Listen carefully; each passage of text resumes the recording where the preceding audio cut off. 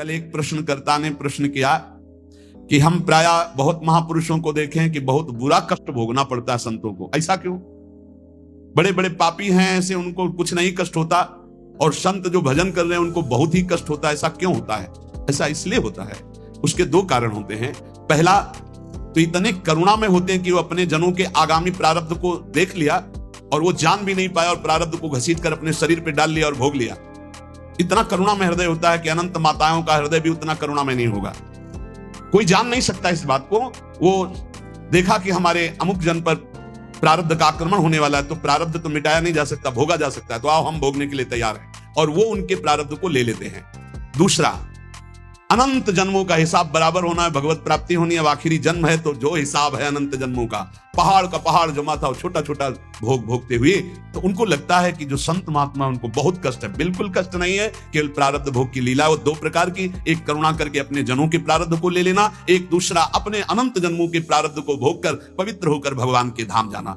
दूसरा, जो पापात्मा जन है, उनके जो वर्तमान के पाप हैं और पूर्व के पुण्य उनके काम कर रहे हैं, इसलिए उनको कष्ट नहीं दिखाई दे रहा। लेकिन जब पूर्व का पुण्य समाप्त हो जाएगा, वर्तमान का पाप और पूर्व का पाप लगे, तब उनकी दुर्गति हो जाएगी। तो ऐसे ही जब हम धाम में या नाम जपने में या भक्ति में चलते हैं तो लोग हमारा उपहास करते हैं, लोग हमें कटु वचन बोलते हैं, उनको द्वेष होता है भक्तों से, वो निंदा करते हैं। तो दुर्वाच्यान सहस्त्रशा परिभवान नीचै कृतान कोटिशो, करोड़ों प्रकार से कोई हमें दुर्वचन कहे तो भी हमको चुप रहना है। क्यों चुप रहना? हमें अपना काम बनाना है। वो दुर्वचन बोलेगा, हमारे पाप नष्ट हो जाएंगे, हृदय में जलन होगी ना, तो हमारा हृदय पवित्र होगा। हृदय भगवान के लिए सुंदर महल है, सुंदर निकुंज है। नारायण या गौर श्याम को हृदय निकुंज बसाइए। बहुत कूड़ा करकट जमा कर लिया गलती करके, उसका नाश होगा। दुर्वाच्यान सहस्त्रशा परिभवान नीचै कृतान कोटिशो, नीच पुरुष द्वारा करोड़ करोड़ प्रकार से तुम्हें कष्ट दिया जाए, गाली दे रहे हैं, निंदा कर रहे हैं, उपहास कर रहे हैं, ऐसा व्यवहार कर रहे हैं जो हृदय को जला रहा है, ए सह जाना, पलट कर जवाब मत देना। बहुत जल्दी तुम्हारा हृदय पवित्र हो जाएगा और तुम सदा सदा के लिए सुखी हो जाओगे, और वो जो बोल रहा है वो दुखी हो जाएगा। उमा क्षमा साप होते भारी, तुम चुप रहो, मत बोलो। भक्ष्याक्षादन वास कुट्य मिलना दुखान्यलम कोटिशा, हो सकता है कि तुम्हें भोजन आदि की व्यवस्था हो, वास की सही व्यवस्था न हो, गर्मी सर्दी आदि सहनी पड़ रही, चुपचाप सह लो, थोड़े दिन का जीवन है, भगवत प्राप्ति करनी है। धाम में ऐसी निष्ठा से रहो, भोजन भी नहीं मिलेगा, कष्ट भी मिलेगा, गालियां मिलेंगी, तो भी हम धाम को नहीं छोड़ेंगे। कामाद्य रति पीड़या च मनसो वैकल्यमात्यंतिकम। अब इतने बड़े भजनानंदी तो नहीं है कि हम काम विजयी हों, तो ये काम आदि दोष हमारे हृदय को जलाएंगे, पीड़ा देंगे, पर हम किसी से कहेंगे नहीं और कोई चेष्टा नहीं करेंगे, सह जाएंगे। वैकल्य मात्यंतिकम, भारी विकलता होने पर भी हम किसी से नहीं कहेंगे, हम कोई चेष्टा नहीं करेंगे, हम सह जाएंगे। ये सोढ़्वापि वसंत के विपने कृष्णस्य तेभ्यो नमः। जो ऐसे श्री राधा और कृष्ण के केल विलास युक्त महल वृंदावन में वास करते, सब कुछ सहते हुए श्रीपाद कहते मैं उनको नमस्कार करता हूं। दोषान्न स्थिर जंगमेषु कलयन कस्यापि नो द्वेजयन। तुम्हें उद्विग्न करेंगे यहां लोग, तुम्हें परेशान कर सकते हैं, पर तुम उनकी निंदा मत करना, उद्विग्न मत होना, उनकी निंदा मत करना, अपने आप को बचा के निकल जाना। ये मानो परमार्थ में आगे बढ़ने के लिए जरूरी है ये बात। दोषान्न स्थिर जंगमेषु, यहां किसी भी जड़ चैतन्य में दोष दर्शन न होने पावे। यद्यपि वो तुम्हें उद्वेग प्रदान करेंगे, भगवत पार्षद हैं, प्रेरित होकर आएंगे, तुम्हें ऐसे वचन बोलेंगे, ऐसी चेष्टा करेंगे, ऐसे उद्वेग प्रदान करेंगे, पर तुम उद्वेग मत कर। किंचित दयत्न लब्ध मितभुक चित्ते बिना स्त्रीक्षणा। यदि तुम्हें कवल दो कवल ही भोजन मिल जाए तो उसी को खा करके दिन व्यतीत कर लो। अभ्यास में बहुत बड़ी सामर्थ्य है, बहुत बड़ी सामर्थ्य अभ्यास में। ये भगवत प्राप्ति जब लक्ष्य हो जाएगी तभी सह सकते हो, अन्यथा नहीं सह पाओगे। अगर कवल दो कवल भी भोजन मिल जाए तो उधर में डाल लिया, पूरा दिन व्यतीत। कवल दो कवल तो बहुत होता है, 3-4 दिन में कभी ऐसे गुड़ मिल जाता था ना गंगा किनारे, गुड़, तो गुड़ पाके एक कमंडल जब गंगा जल पीते थे तो ऐसे भगवान की तरफ, कितने कृपालु भगवान हो, ऐसे एकांत में भी आप हमारे उधर पोषण को देते हो। आज तुम 3 बार पाते हो, एक बार भी भगवान हृदय से जय नहीं बोलते होगे, हृदय से जय नहीं बोलते होगे कि आहा कितने कृपालु प्रभु आप हो, आप कितना प्यार करते हो। कभी रोते हो प्रभु के प्रति, कितना प्यार है प्रभु का, हर व्यवस्था है, लेकिन कभी एकांत में जय जयकार हृदय से नहीं कर कि आपकी कितनी अपार कृपा है नाथ हम पर। और कह रहे मितभुक चित्ते बिना स्त्रीक्षणा, एक क्षण के लिए भी वृत्ति काम भोग के लिए किसी माता बहन की तरफ गंदी भावना से न जाने पावे। धाम में वास करते हो, ऐसी गलती ना होने पावे। श्री राधा मुरली धरोज्वल यशः श्रवण गृणन संस्मरण यो वृंदावन मावसेन मधुर धीर धन्याय तस्मै नमः।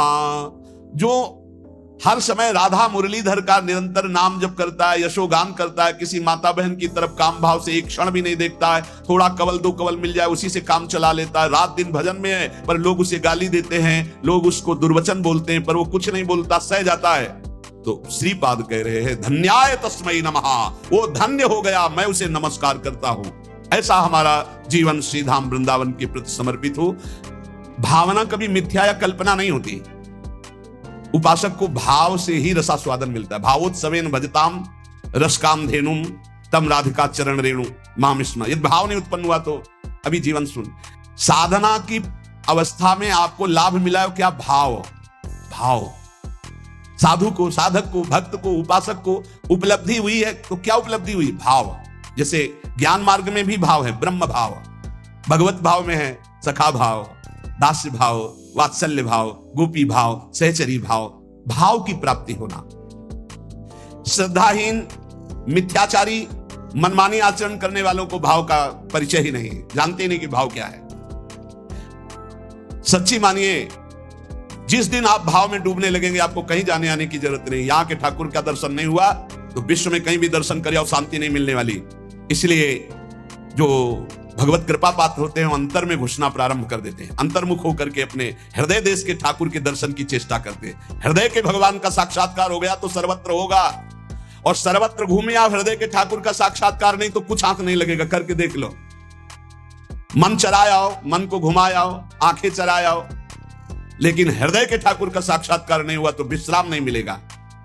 देखो, ये भाव राज्य है, इसमें स्थूल से सूक्ष्म, सूक्ष्म से सूक्ष्मतर और सूक्ष्मतर से सूक्ष्मतम में प्रवेश होता है। ये दिव्य भावना का लोक है। स्थूल, सूक्ष्म, कारण, भाव, चिन्मय, 5 भेद है। पहले स्थूल भाव बनता है। कैसे? शरीर से प्रकट सेवा में खूब तन्मयता, शरीर से जैसी आज्ञा हुई जहां हमें खड़ा कर दिया गया वही शरीर प्रधान। फिर अंतर में घुसता है, अंतःकरण प्रधान, सूक्ष्म शरीर, चिंतन प्रधान।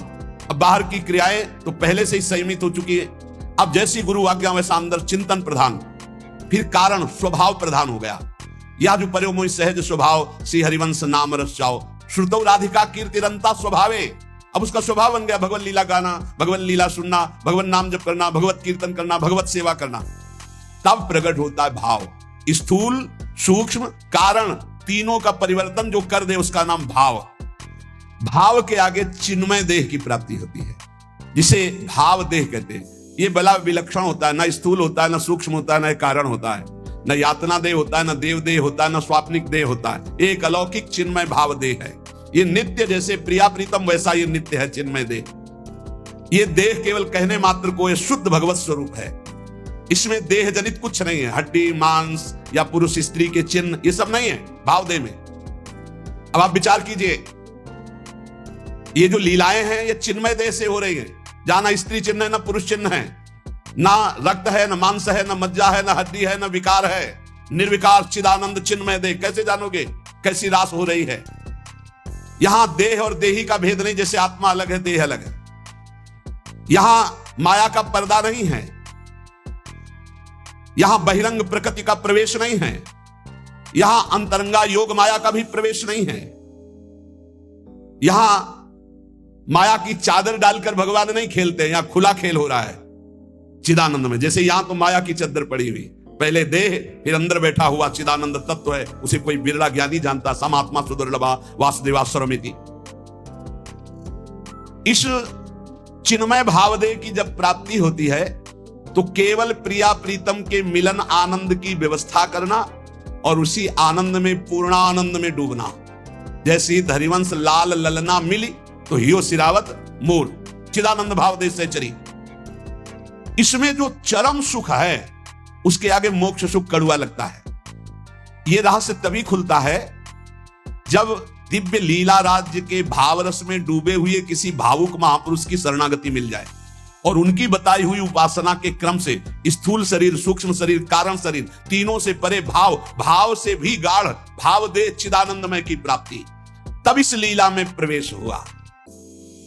प्रभु की प्राप्ति के अनेकों निश्चित मार्ग सत्य हैं जो मोक्ष प्रदान करते हैं, प्रेम भी प्रदान करते हैं, परंतु ये कुछ विलक्षण है। लीला संदोह में प्रवेश करने के लिए सखी भावापन्न होना ही पड़ेगा।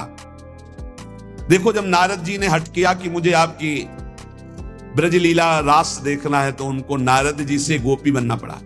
अर्जुन जी को भी गोपी बनना पड़ा। भगवान शंकर जी ने जब चाहा तो इनको भी गोपी बनना पड़ा। ब्रज लीला के रास में अर्जुन को, नारद जी को, भगवान शंकर को गोपी बनकर के प्रवेश दिलाया। लेकिन नवनिवृत्त निकुंज में तो सहचरी भाव के बिना प्रवेश। तीन गोपिन ते दुर्लभ माई, नित्य विहार सहज सुखदाई। यहां धाम, परिकर, खगमृग, पशु पंछी, सब चिदानंद। यहां दो नहीं, सब एक है। प्रिया लाल, खग, मृग, पशु पंछी, वृंदावन, सहचरिया, सब का सब एक ही परम तत्व, हित, प्रेम। प्रेम, ये प्रेम का वैभव। इस नित्य परिकर में भाव देह से सम्मिलित हुआ जाता है। भाव देह के बिना रास और विलास, ये परम गुह्य रहस्य है, इसे कोई नहीं जान सकता। ये तर्कों के द्वारा, विद्वता के द्वारा, शास्त्रों के द्वारा प्रमाणित नहीं किया जा सकता, क्योंकि जितने प्रमाण दोगे सब योग माया के अंतर्गत होंगे। योग मायातीत, पहले तो मायातीत, मलिन त्रिगुण माया, सतोगुण, रजोगुण, तमोगुण, फिर इससे भी विशुद्ध जो योग माया है, उसके ऊपर जब जाओ तब नवनिवृत्त निकुंज का रस। न लोक संग्रह है, न जगत के प्राणी हैं, न जगत की भावनाएं हैं, न जगत का भोग है। एक अलौकिक दिव्य धाम नवनिवृत्त निकुंज, जहां एक से भिन्न कुछ भी नहीं, न लोक, न जगत, न प्राणी, न वस्तु, न सूर्य, न चंद्रमा, न शरीर, सब चिदानंद, सब प्रेममय। वृंदावन प्रेममय, खगमृग पशु पंछी प्रेममय, यमुना जी प्रेममय, प्रियालाल प्रेम के खिलौना दो खेलत है प्रेम, प्रेम प्रेम प्रेम। और चिदानंद देह को सुन चुके हैं आप, निर्विकार, स्त्री पुरुष चिन्हों से रहित, चिदानंदमय देह तुम्हारी, विगत विकार जान अधिकारी। नित्य दिव्य रसमयी रासलीला का रहस्य ये माया मुग्ध मानव किसी भी तरह से नहीं जान सकता। हृदय में जब तक कोई भी वासना है तब तक प्रियालाल को कोई नहीं जान सकता। रास के ज्ञान को जानने के लिए ब्रह्मज्ञानी भी नहीं परिपूर्ण है कि ब्रह्म ज्ञान हो गया तो रास का ज्ञान उसे हो जाएगा। बड़ा खींचातानी करके कहते हैं आत्मविलास हो ऐसा, ये अलग देश है। अगर एक खींचातानी वही ज्ञान से होता तो परम ज्ञानी जो महान पुरुष श्री सुखदेव जी हैं वो सीधे आत्मविलास का वर्णन करते। जगत के विषयों से त्याग वैराग उपरति, मोक्ष सुख का त्यागी, वो रास रस का अधिकारी जो पुरुष होता है उसकी स्थिति का वर्णन करते हुए कहते हैं जहां किंचन मात्र भी मैं का ख्याल ही नहीं रह गया। देखो, रास में प्रवेश पाने वाले भाव देह को प्राप्त हुए महापुरुष की स्थिति कैसे होती, वो देख रहा है। मेरे द्वारा होता जो कुछ करते वो सारा भगवान, मैं न रहा मेरा न रहा, करता कौन कहां अभिमान। ढांचा एक बना रखा है अपने से ही अपने काम, नियमित सब चलते कल पुर्जे होती दिखती क्रिया तमाम। केवल ढांचा दिखाई दे रहा है, अंदर सिर्फ भगवान बैठे हुए हैं। अब जो कुछ हो रहा है वो सिर्फ भगवान कर रहे हैं। ढांचा दिखाई दे रहा है व्यक्ति का, वो अंदर बैठा है परमात्मा, वही सब कुछ करा रहा है। तुमने जो कहलाया मुझसे वही कहा मैंने अविकल, तुमने जो करवाया मुझसे वही किया मैंने निश्चल, तुमने जो सिखलाया मुझको सीखा मैंने वही सकल, तुमने जो दिखलाया मुझको देखा मैंने वही अकल। ये जो कुछ भी कहा क्रिया सीखा देखा मैंने प्रीतम, सो सब तुमने ही अपने में अपनी की लीला उत्तम। तुमने जो कहलाया मुझसे वही कहा मैंने अविकल, तुमने जो करवाया मुझसे वही किया मैंने निश्चल। ये उस जो भाव देह को प्राप्त हो रहा है, किंचन मात्र हम नहीं रह गया, वो देख रहा है प्रभु करा रहे हैं। मन मति कैसे होते मुझ में जब मैं ही हूं नहीं स्वयं, बना तुम्हारा सुख सदन तुम्ही से रहते हरदम। मन बुद्धि चित्त हम सब कुछ आपने अपहरण कर लिया, आप कार्य तो आपके द्वारा हो रहे। वो शब्द में त्रुटि हो सकती है, हाईजैक कहते कर लिया हाईजैक भगवान ने, पूरा सिस्टम हाईजैक कर, मन बुद्धि चित्त अहंकार इंद्रियां सबको भगवान ने। अब वो दिखाई दे रहा है केवल ढांचा करता हुआ, लेकिन क्रिया। किसी ने प्रश्न किया था कि आपको मन परेशान करता है जैसे हम लोगों को परेशान करता है?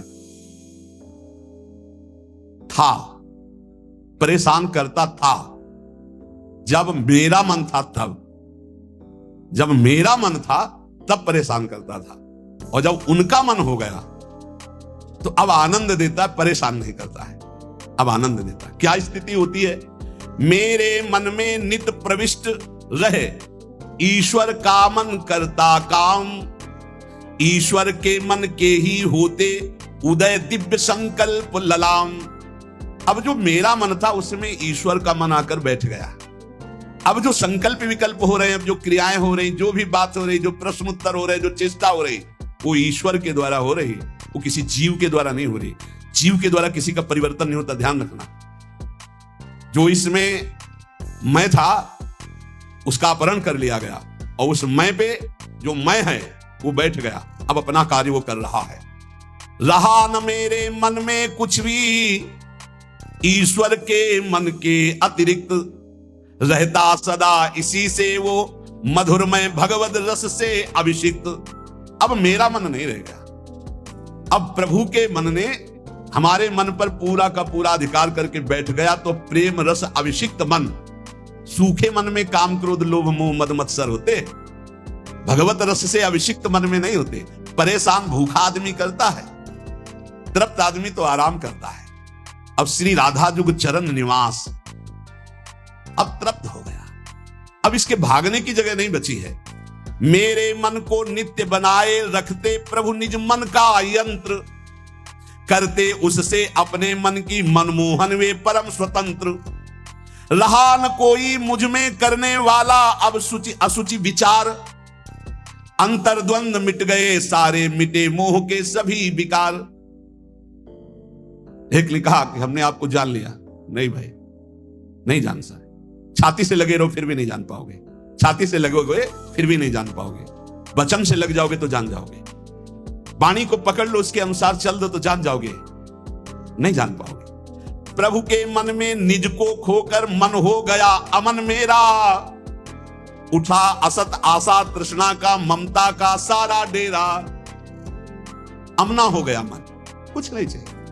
जब बहुत बड़ी वस्तु मिल जाती है तो उसके पाने के बाद कुछ पाना बाकी नहीं रहता, उसके जानने के बाद कुछ जानना बाकी नहीं रहता। एक बार चित्त को लगाओ, तो एक बार प्रभु में लगाओ, फिर जब प्रभु तुम्हारे चित्त को स्वीकार कर लेंगे तो क्रीड़ा करते अब मन में स्वयं प्रीतम इच्छा अनुसार करते रहते नित्य उसमें, उससे वे अब स्वच्छंद विहार।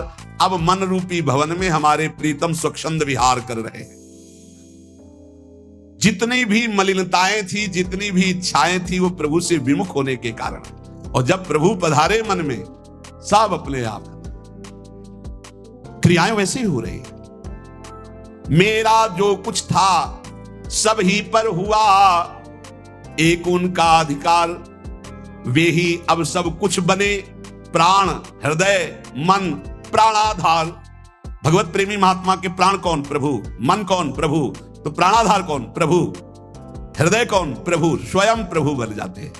रहे कहीं भी कैसा भी यह देह पांच भौतिक सविकार, सविकार मैं उनमें वे मुझ में, वे मैं नित्य निरंतर एकाकार। ये भावदेह में पहुंचने की स्थिति। मेरे द्वारा बोल रहे हैं केवल मेरे श्री भगवान, मेरे द्वारा छेड़ रहे हैं वे मीठी मुरली की तान।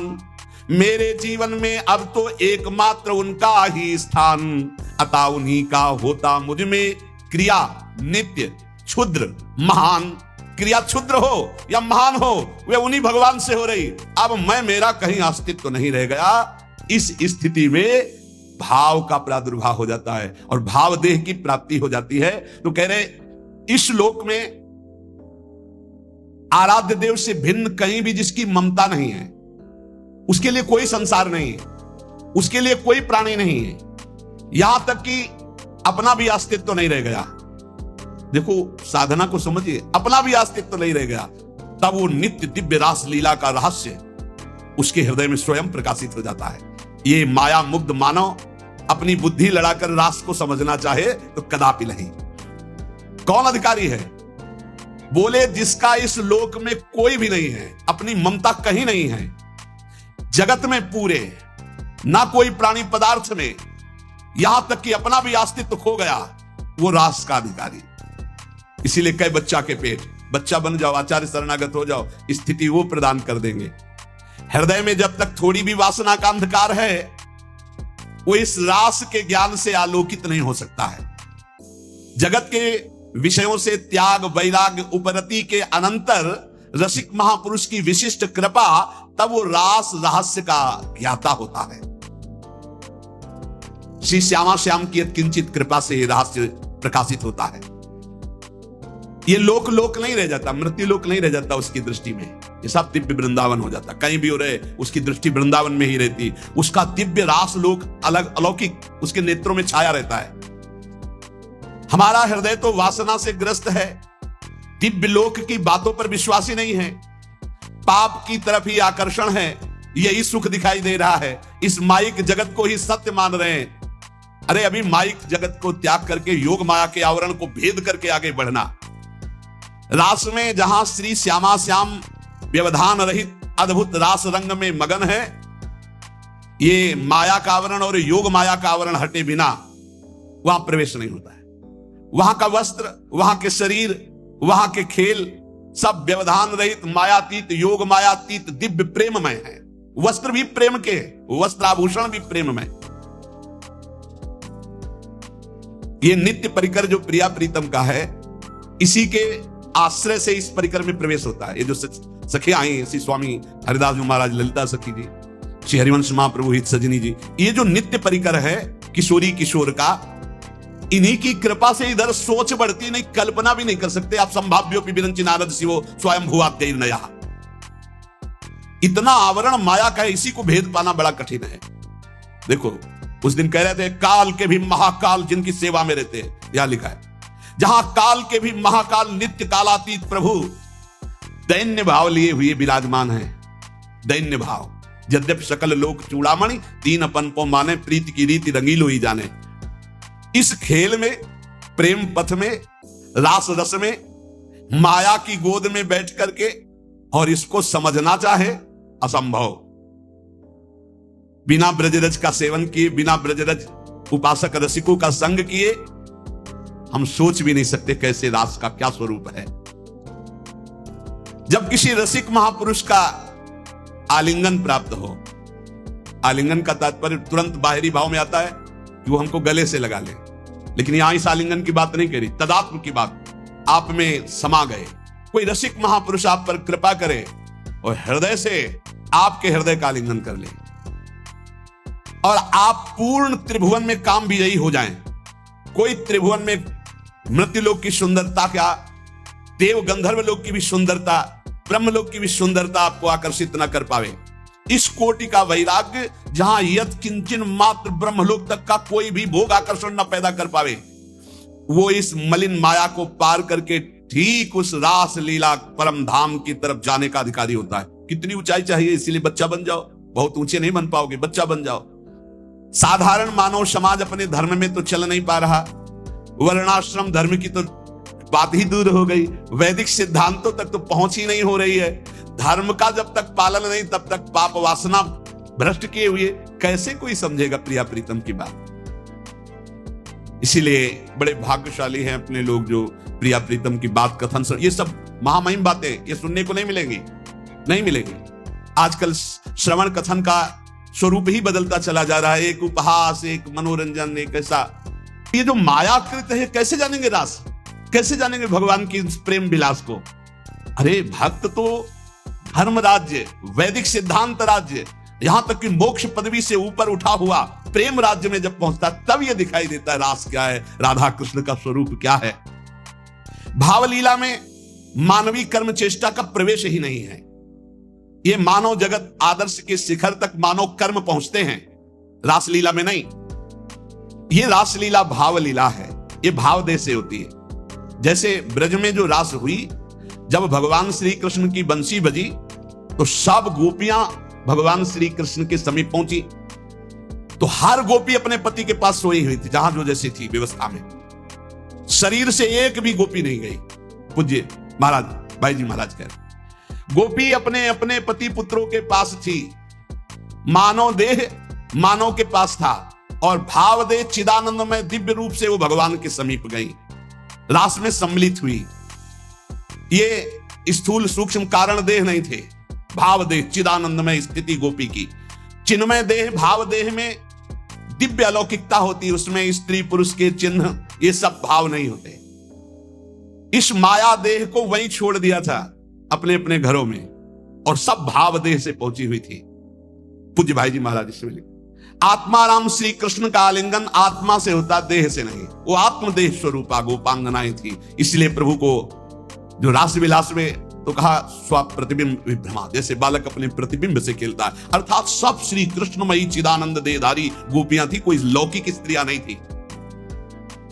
जब ब्रज रास को ही नहीं समझ पा रहे हैं तो नवनिभृत निकुंज का रास ये भावुक जनों का विषय है, ये कल्पना का लोक नहीं है, ये परात्पर प्रेम का दिव्य लोक है। इसलिए हमारी प्रार्थना उन प्रेमी उपासकों से है कि ऐसे बहिर्मुख जनों का, ऐसे बहिर्मुख व्यवहार का, ऐसे बहिर्मुख वार्ता का त्याग करके अपने भाव को बचाते हुए बहुत ऊंचाई पर प्रभु ने घसीट लिया है प्रिया प्रीतम की उपासना। तो सिर्फ श्यामा श्याम का नाम, श्यामा श्याम के रूप, श्यामा श्याम की लीला, श्यामा श्याम के गुणों का गायन करते हुए संसार की, लोक परलोक की कोई परवाह न करते हुए, किसी की समालोचना का ये विषय नहीं, ये अपने हृदय के भाव का विषय है। तो जैसा आचार्य गुरुदेव ने उपदेश किया वैसा हम आगे बढ़ते रहे। पूज्य श्रीपाद प्रबोधानंद जी महाराज, यदि आपको वृंदावन का वास मिल गया है, वृंदावन आने को मिल गया है, अब यहां आपको कोई कटुवचन बोलता है, आपके साथ दुर्व्यवहार करता है, तो आपको पवित्र किया जाता है। निरंतर नाम जप करें और जो भाव में झांकी आ रहे उसे कल्पना मत मानो।